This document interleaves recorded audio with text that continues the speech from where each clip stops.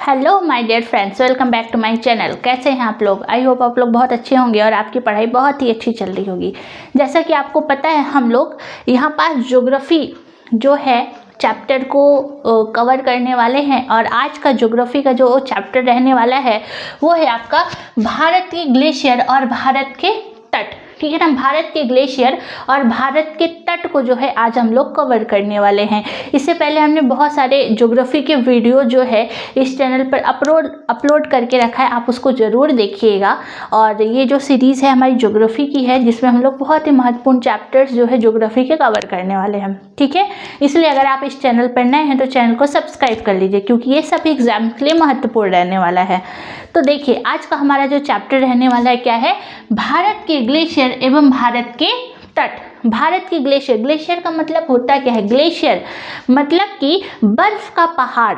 ठीक है, बर्फ का पहाड़, जैसे बर्फ है और पहाड़ है और उस पर जो है बहुत सारी बर्फ जमी हुई है। ठीक है ना, बहुत सारी जो है बर्फ जमी हुई है और वही ग्लेशियर कहलाता है। ये हमारा पहाड़ है, उसमें बहुत सारी बर्फ जमी हुई है, तो वो क्या कहलाएगा? वो आपका ग्लेशियर कहलाएगा। ठीक है ना, तो उसी प्रकार से हम लोग भारत में कुछ महत्वपूर्ण ग्लेशियर को जो है कवर करने वाले हैं आज।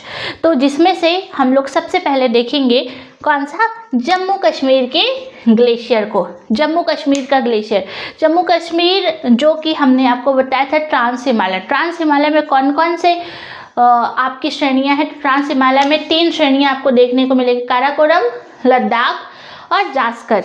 काराकोरम जो सबसे ऊंची श्रेणी मानी जाती है, लद्दाख फिर जास्कर। तो जो काराकोरम श्रेणी है वहीं पास आपको कुछ महत्वपूर्ण जो है ग्लेशियर देखने को मिलेगा, जैसे आपका सशाइमी ग्लेशियर हो गया, सियाचिन ग्लेशियर हो गया, हिस्पर हो गया, बियाफो हो गया, ठीक है, बाल्टोरा। यानी ये सारे के सारे ग्लेशियर आपको कहाँ देखने को मिलेगा? तो ये सारे के सारे ग्लेशियर आपको मिलेगा कहाँ पास? जम्मू कश्मीर में। ठीक है ना, जम्मू कश्मीर में है ससाइमी, सियाचिन, हिस्पर, बियाफो, बाल्टोरा। ठीक है, ससाइमी, हिस्पर, सियाचिन, बियाफो, बाल्टोरा याद रखना है आपको। कौन से ग्लेशियर आपको मिलेंगे? काराकोरम पर ससाइमी, सियाचिन, हिस्पर, बियाफो और बाल्टोरा, ये सारे के सारे आपको मिलेंगे कहाँ पास? जम्मू कश्मीर में। ठीक है ना, चलिए देखिए आगे आगे हम बात करते हैं तो उत्तराखंड। तो अगर हम बात करें जम्मू कश्मीर में, ये सारे के सारे ग्लेशियर आपको जम्मू कश्मीर के काराकोरम श्रेणी यानी ट्रांस हिमालय पर स्थित देखने को मिलेंगे। इनका नाम आपको याद रखना है। ठीक है ना, सियाचिन, उसके बाद ससाइमी, हिस्पर, बियाफो, बाल्टोरा। ओके, अब हम लोग चलते हैं उत्तराखंड। उत्तराखंड में आपको कुछ ग्लेशियर देखने को मिलेंगे जो कि हिमालय पर्वत पर ही है, जिसका नाम है Gangotri glacier, Milam glacier, Yamunotri glacier. जो गंगोत्री ग्लेशियर, वहाँ से गंगा रिवर का उद्गम होता है। हम आपको पूरी अच्छी तरीके से गंगा रिवर को पढ़ाएंगे, जिसमें आपकी गंगा रिवर जो निकलती है, जैसे अलकनंदा और भागीरथी जब दोनों मिलते हैं तब उसका नाम गंगा पड़ता है। ठीक है, तो जो अलकनंदा है वो आपको यहीं से गंगोत्री ग्लेशियर से ही देखने को मिलेगा। तो हम लोग गंगा रिवर के चैप्टर में अच्छे से कवर करेंगे, कैसे गंगा का नाम पड़ता है, अलकनंदा, भागीरथी कहाँ से निकलती है और कैसे दोनों मिलते हैं। ठीक है, तो देखिए गंगोत्री, मिलाम, यमुनोत्री, ये तीनों ग्लेशियर आपको कहाँ देखने को मिलेगा? उत्तराखंड में। कहाँ पास? उत्तराखंड में। ठीक है, आई होप आपको ये बात समझ में आ गई होगी, उत्तराखंड में। उसके बाद बात करें Zemu glacier. Zemu glacier, Zemu glacier कहाँ पास देखने को मिलता है? तो जेमू ग्लेशियर जो है सिक्किम। जेमू ग्लेशियर कहाँ पास मिलेगा? सिक्किम में। ठीक है ना, कहाँ पास? सिक्किम में। तो याद रखिएगा, और इसी जेमू ग्लेशियर से आपकी तीस्ता रिवर भी निकलती है। कौन सी रिवर? तीस्ता रिवर। ठीक है, तो आई होप आपको यहाँ तक हमारी बातें जो है समझ में आ गई होगी। तो हम लोग फिर से एक बार रिपीट कर लेते हैं।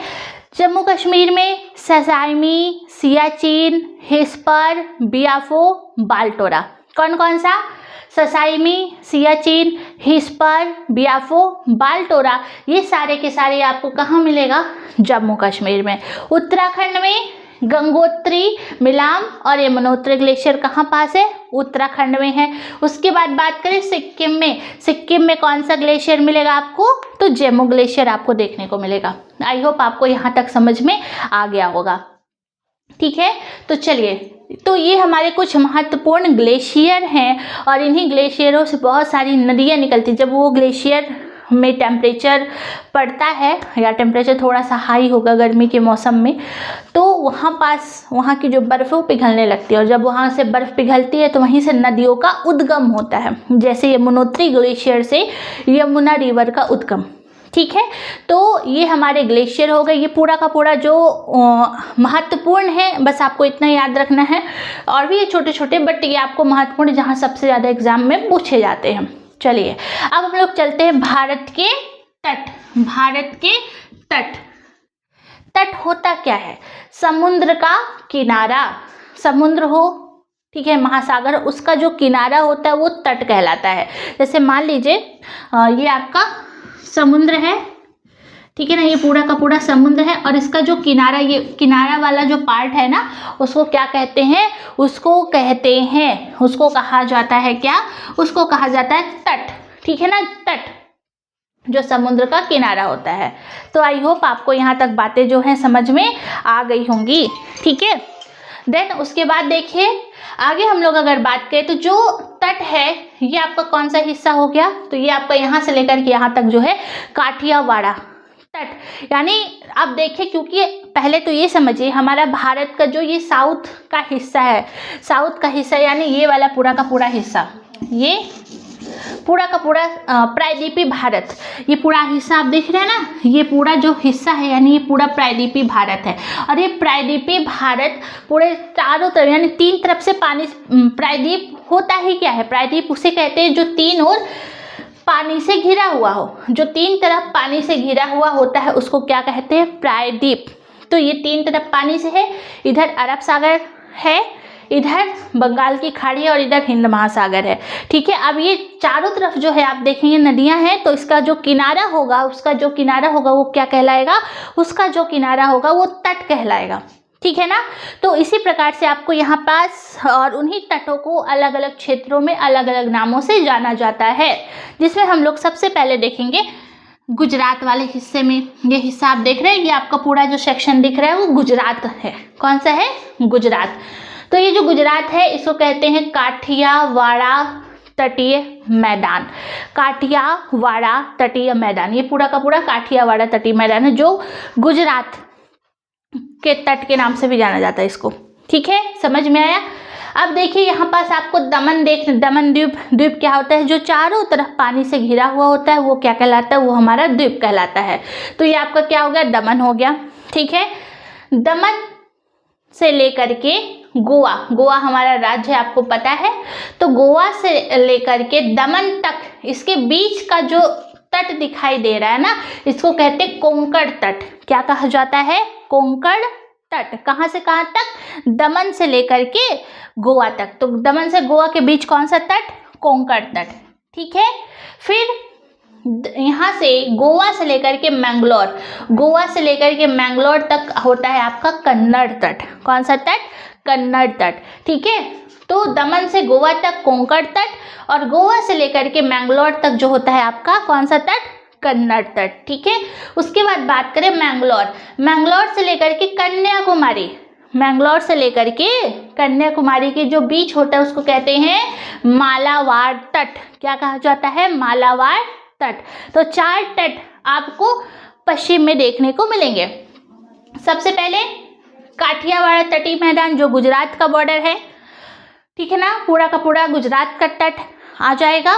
फिर दमन से लेके गोवा तक कोंकण तट, गोवा से लेके मैंगलोर तक कन्नड़ तट, मैंगलोर से लेकर के कन्याकुमारी तक कौन सा? मालाबार तट। ठीक है, तो आई होप आपको यहाँ तक समझ में आ गया होगा। काठियावाड़ तटीय मैदान, कोंकण, कन्नड़ और मालाबार। क्या नाम है? काठियावाड़ तटीय मैदान, कोंकण, कन्नड़ और मालाबार तट। ठीक है, तो आई होप आपको यहाँ तक बातें समझ में आ गई होंगी। ये हमारा पूरा का पूरा क्या है? ये हमारा पूरा का पूरा है पश्चिमी तट। इसको क्या कहते हैं? ये पश्चिम का हिस्सा है ना भारत का, तो इसको यहाँ पश्चिमी माउंटेन भी है, पश्चिमी पर्वत भी है, जिसको सह्याद्री के नाम से जाना जाता है। ये पूरा का पूरा आपका पश्चिमी तट कहलाएगा। ठीक है, और पश्चिम के तट की अगर चौड़ाई की बात करें ना, जो चौड़ा कितना है, तो इसकी टोटल चौड़ाई है 68 किलोमीटर। कितनी? तो पश्चिमी तट की औसत चौड़ाई है कितना, 64 किलोमीटर। कितना, 64 किलोमीटर। यानी चौड़ा कितना है, तो इनके बीच की जो चौड़ाई है अप्रॉक्स कितनी है, 64 किलोमीटर पूरे पश्चिमी पर्वत की चौड़ाई है, औसत चौड़ाई, एवरेज। ठीक है, अब बात करें, अब आपको पता है ये आप देख रहे हैं ना, ये आपकी नर्मदा है और इधर आपको ताप्ती भी देखने को मिलेगा। नर्मदा और ताप्ती, और ये नर्मदा ताप्ती, नर्मदा जो है आपको पता है अमरकंटक पहाड़ से निकलती, ताप्ती जस्ट उसके पहले महादेव पहाड़ी से निकलती है। तो जो ये दोनों नदियाँ जो हैं यहाँ पे आके गिरती हैं, यानी कि कहाँ पास, ये अरब सागर में, तो ये अपना मुहाना बनाती हैं। तो ये जो मुहाना बनाती है तो सर्वाधिक, यानी पूरा ये पश्चिमी तट सबसे ज़्यादा जो चौड़ा दिखाई देगा वो नर्मदा और ताप्ती के मुहाने पर, जिसकी चौड़ाई है सर्वाधिक 80 किलोमीटर। कितनी, 80 किलोमीटर। ठीक है ना, 80 किलोमीटर याद रखिएगा। नर्मदा ताप्ती मुहाने पर सर्वाधिक चौड़ाई कितनी है, 80 किलोमीटर।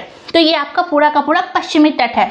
पश्चिमी तट की औसत चौड़ाई कितनी है, 64 किलोमीटर, और सर्वाधिक सबसे ज़्यादा चौड़ा है जहाँ पास जो है आपकी ये रिवर गिरती है। कौन सा रिवर, तो आपका इधर से एक तरफ नर्मदा और एक तरफ ताप्ती। ठीक है, सबसे ज़्यादा चौड़ा वहाँ पे कितना, अप्रॉक्स 80 किलोमीटर जो है चौड़ा है। तो इसको कहते हैं आपका पश्चिमी तट। ठीक है ना, पश्चिमी तट जो अलग अलग क्षेत्रों में अलग अलग नाम से जाना जाता है, काठियावाड़, कोंकण, कन्नड़ और मालाबार तट। ठीक है, अब हम लोग चलते हैं पूर्व की तरफ। पूर्व की तरफ अगर आप चलेंगे तो कुछ नदियाँ, जैसे यहाँ पास आपको मिलेगा स्वर्णरेखा नदी।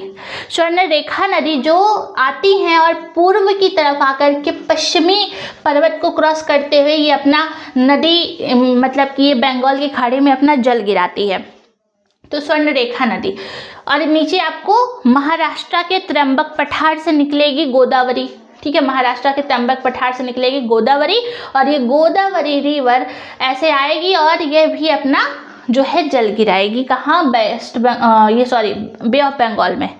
यानी कि ये दोनों रिवर जो है इधर, यानी सबसे ज़्यादा आपको इधर की जो नदियां हैं इधर पूर्व की तरफ प्रवाहित होते हुए दिखाई देंगी, इसीलिए जो पूर्वी पर्वत है वो कटा फटा भी दिखाई देगा। तो जो ये नदियां गिरती हैं तो इनके बीच में जो हिस्सा बचता है उसको तट कहते हैं। जैसे स्वर्णरेखा और गोदावरी के जो बीच का हिस्सा है, जो तट है, उसको कहा जाता है उत्कल तट। क्या कहते हैं, उत्कल तट। ओडिशा में ये पूरा हिस्सा यहाँ ओडिशा का है, इसलिए ओडिशा के नाम से इसका मिलता जुलता उत्कल तट बोला गया। ठीक है ना, तो क्या बोलते हैं, स्वर्णरेखा और गोदावरी के मुहाने के बीच का जो हिस्सा है उसको उत्कल तट कहा जाता है ओडिशा में। फिर गोदावरी के बाद नीचे आपको कृष्णा दिखाई देगी। ठीक है, गोदावरी के बाद कृष्णा जो भी महाराष्ट्र से निकलती है। तो ये जो कृष्णा रिवर है ना, ये गोदावरी और कृष्णा इन दोनों के बीच का जो तट है ये आपको दिखाई देगा, इसको बोलते हैं उत्तरी सरकार तट। गोदावरी और कृष्णा के बीच में कौन सा तट है, उसको कहते हैं उत्तरी सरकार तट। क्या कहा जाएगा, उत्तरी सरकार तट। ठीक है ना। फिर कृष्णा से लेकर के हमारा पूरा का पूरा कन्याकुमारी तक, कृष्णा नदी से लेकर के कन्याकुमारी तक का जो ये तट आपको दिखाई दे रहा है ना, ये जो तट है इसको कहते हैं कोरोमंडल तट। क्या कहा जाता है, कोरोमंडल तट। ठीक है ना, कोरोमंडल तट कहते हैं इसको। ठीक है, तो ये जो पश्चिमी पर्वत पूरा का पूरा पूर्वी पर्वत दिखाई दे रहा है, तो स्वर्णरेखा नदी से लेकर के गोदावरी के बीच उत्कल तट, गोदावरी से लेकर के कृष्णा के बीच उत्तरी सरकार तट, और कृष्णा से लेकर के कन्याकुमारी तक जो है कोरोमंडल तट जो है ये दिखाई देगा। यानी यही जो है हमारे इधर वाले पश्चिमी तट और इधर वाले पूर्वी तट के नाम से जाने जाते हैं। तो एक बार हम लोग रिपीट करते हैं। पश्चिमी तट में सबसे पहले काठियावाड़ का तट, काठियावाड़ तटीय मैदान जो कि गुजरात में, उसके बाद कोंकण तट जो कि दमन से लेके गोवा के बीच, फिर कन्नड़ तट गोवा से मैंगलोर, मैंगलोर से कन्याकुमारी, मालाबार, काठियावाड़, कोंकण, कन्नड़, मालाबार। ठीक है ना। उसके बाद इधर चलते हैं, स्वर्णरेखा से गोदावरी के बीच उत्कल तट, गोदावरी से कृष्णा के बीच उत्तरी सरकार तट, और उत्तरी सरकार तट के बाद यहाँ कृष्णा रिवर से लेकर कन्याकुमारी कोरोमंडल। यानी इधर आपको 3 तट देखने को मिलेगा। और इधर आपको 4 तट देखने को मिलेगा। ठीक है, इधर वाला उत्कल, उत्तरी सरकार, कोरोमंडल, उत्कल, उत्तरी सरकार और कोरोमंडल, और पश्चिम की तरफ काठियावाड़, कोंकण, कन्नड़ और मालाबार। आई होप आपको यहाँ तक बहुत ही बढ़िया तरीके से समझ में आ गया होगा। तो आज का हमारा जो चैप्टर था ये हम लोगों ने पढ़ा भारत के महत्वपूर्ण ग्लेशियर और भारत के महत्वपूर्ण तट। ठीक है ना। तो आई होप आपको ये वीडियो पसंद आया होगा। इसी तरीके से और भी बहुत सारे ज्योग्राफी के जो क्लासेस है आपको मिलने वाली है। और अगर आपको ये वीडियो पसंद आया हो तो लाइक शेयर सब्सक्राइब चैनल को ज़रूर करिएगा। और कोई भी प्रॉब्लम हो, कोई क्वेश्चन हो, नीचे कमेंट में ज़रूर बताइएगा। आई होप आपको ये वीडियो अच्छा लगा होगा। तो फिर मिलते हैं नेक्स्ट वीडियो। और हाँ, ये सभी एग्ज़ाम के लिए बहुत ही महत्वपूर्ण है, सभी एग्ज़ाम्स के लिए बहुत महत्वपूर्ण है। ठीक है ना, किसी एक नहीं, स्पेशल फॉर मध्य प्रदेश वर्ग 1 का जो ज्योग्राफी वाले हैं उनके लिए, या फिर कोई भी एग्ज़ाम हो, सभी के लिए बहुत ही महत्वपूर्ण है। तो फिर कोई क्वेश्चन नीचे कमेंट में बताइएगा। मिलते हैं फिर नेक्स्ट वीडियो में। Thank you so much. जय हिंद।